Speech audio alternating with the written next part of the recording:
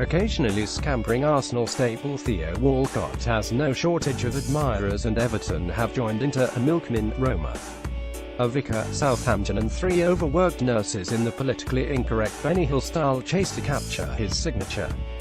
With Francis Coquelin off to Valencia and several other dressing room pegs likely to be freed up at Arsenal's London Coney training ground in the next couple of weeks, the Mirror say Arsene Wenger hopes to sign Bordeaux's 20-year-old Brazilian Malcom in a bid to take the bare look off the place.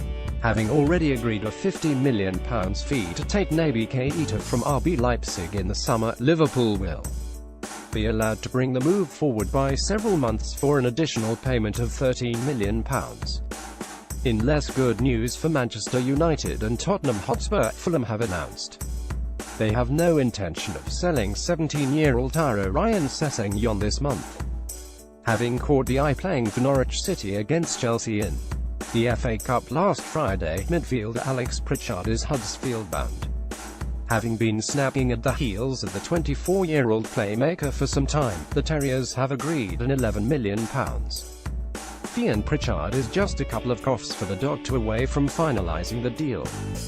Bournemouth midfielder Harry Arter is wanted by West Ham, who will have to shell out £12 million to bring him to the London Stadium.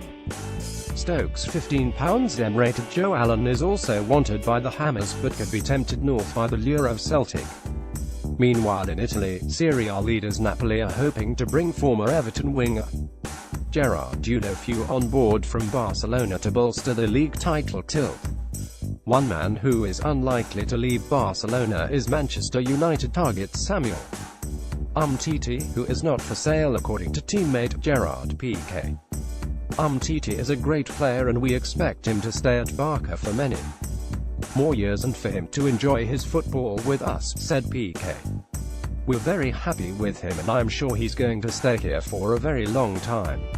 The same might not be said for midfielder Rafinha, who faces stiff competition for a place in Barcelona's starting lineup now Philippe Coutinho is on the scene. Arsenal, Celta Vigo and Inter have all been linked with the 24-year-old.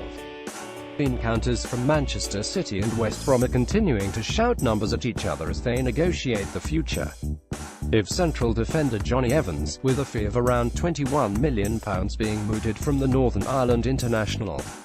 Arsenal's interest in Evans is also well documented, but he doesn't want to live in their big London and would quite like another Premier League winners' medal to add to the 3 he won previously with Manchester United.